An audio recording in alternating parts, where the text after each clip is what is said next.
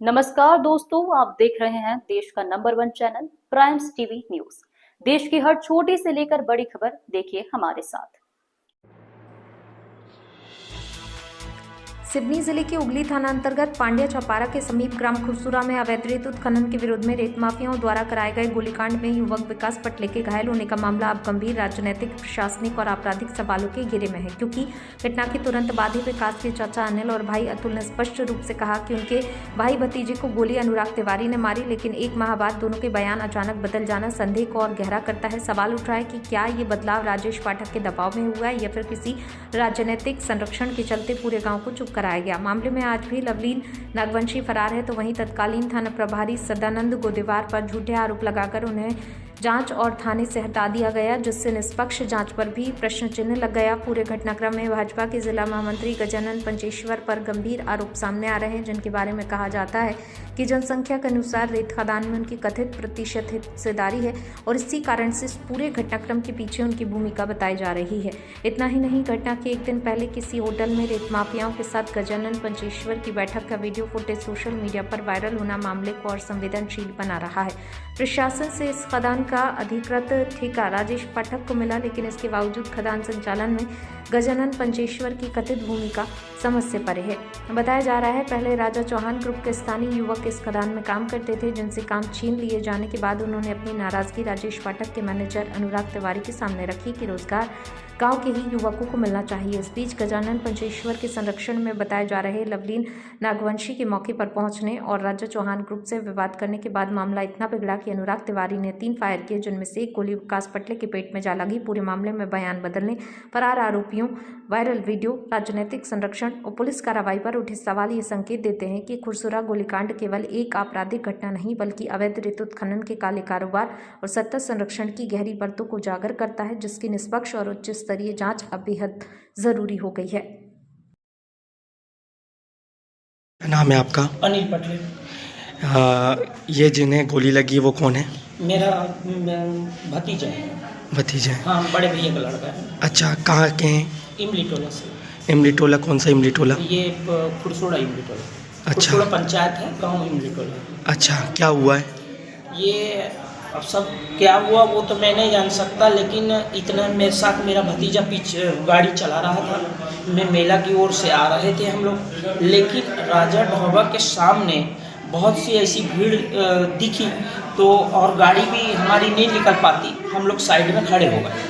लेकिन वहाँ पे बहुत से ऐसे दंगे चालू हो गए कि साइड में लड़का था, वो किसको मार रहे थे मैं ये नहीं जानता, लेकिन बच्चे को जैसी गोली लगी तो उनने बोला कि चाचा कुछ लगा, तो वो एकदम से ऐसा गिर गया तो मैंने उनको छेड़ लिया। ये कितने लोग थे वहाँ पे? वहाँ पे कम से कम में 100-150 लोगों के बीच की बात थी। तो विवाद किसके साथ चल रहा था? विवाद वो ऐसा बताना है उनका कि रेत खदान से ही विवाद बना हुआ था। रेत खदान के सेठ लोग आए हुए थे वहाँ पे, सारे लोग थे वहाँ पे। कम से कम में 100-150 गाड़ियाँ मोटरसाइकिलें थी और 20-25 फोर व्हीलर थी। हमने इतना देखा। किस हथियार से हमला किया गया था? अब उन लोग बोल रहे थे कि अनुराग तिवारी के लड़के हैं जिसमें गोली मारा गया है, ऐसा बता रहे हैं। वहाँ पे जब बोलने लगे तब मैंने ये सुना है, मैं नहीं पहचानता हूँ उनको। तो विवाद में क्या आपके भतीजे भी शामिल थे? नहीं सर, हम लोग तो मेला से आ रहे थे सर वापस। अच्छा, हाँ, मेला गए हुए थे, मेला ही से वापस आ रहे थे। अच्छा, जब गोली लगी उन्होंने बताया कि कुछ लगा, उसके बाद हाँ, आपने क्या किया? ऐसा पत्थर लगा, ऐसा बोला चाचा उन्होंने कि बोले पत्थर लगा है मेरे को। तो जैसे ही पत्थर का नाम लिया तो हमने कहा किसी ने पत्थर उत्तर चलाया हो, लेकिन जैसे ही ब्लड देखे तो आवाज़ भी लगी कि गोली की आवाज़ जैसे लगी, तो हम लोग समझ गए कि गोली लगी। उस समय वहाँ पुलिस पहुँच गई थी? पुलिस नहीं पहुँची थी उस समय। तो फिर आपने कैसे क्या किया? फिर हमने तुरंत वहीं की गाड़ी बुलवाया गाँव की, और गांव की गाड़ी बुलवा के हमने टंगा के यहीं के उलारी लिया। क्या आपने पुलिस को सूचना किए थे? पुलिस को कर दिए थे वहाँ से किए थे? पुलिस हाँ, पहुँची थी मौके पे? नहीं, पुलिस नहीं पहुँच पाई थी उस समय तक। अच्छा, आप जब आ रहे थे तो रास्ते में उगली पड़ता है थाना, तो वहाँ पुलिस दिखी थी रास्ते में? पुलिस जा चुकी थी, हमको सरेखा और सरंडी के बीच में मिली हुई थी पुलिस। अच्छा, इसके बाद अभी तक पुलिस ने आपसे संपर्क किया? उगली पुलिस ने? नहीं, अभी तक नहीं किया। अच्छा, और अभी कैसी हालत है आपके भाई की? अभी ठीक है, हल्की सी बेहोशी है उनमें। भतीजे का नाम क्या है पूरा? विकास पटले।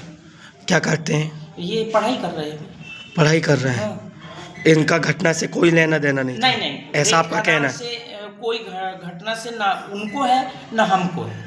रेत अच्छा। खदान से हम कोई संबंध ही नहीं रखते। वहाँ चल क्या रहा था? तो आप लोग बाजू से निकल रहे थे क्या? हाँ, बाजू से निकल रहे थे, लेकिन निकलने की स्थिति थी नहीं सर वहाँ पे। अच्छा, वहाँ चल किस किस के बीच में लड़ाई रही थी ये सुनाई दिया होगा? नहीं, वो ऐसा कुछ समझ ही नहीं आ रहा था। कोई लठ मार रहा था तो कोई कुछ कर रहा था, कोई कुछ कर रहा था। इस टाइप का दंगा हमने देखा है।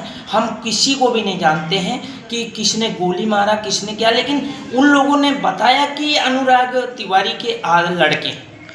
अच्छा, वहाँ पे जो लड़ाई चल रही थी तो उसके बाद गोली लगने के बाद फिर वो लोग भाग गए थे वहाँ से कि हाँ, वहाँ उन मौके? लोग भाग गए, भाग गए तुरंत ही वैसे? भाग गए।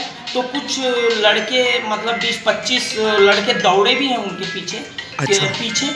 और कुछ गाड़ियां थी, उनको कुछ गांव के लोग, वो खदाने के लोग जो थे वो चूरा भी किए।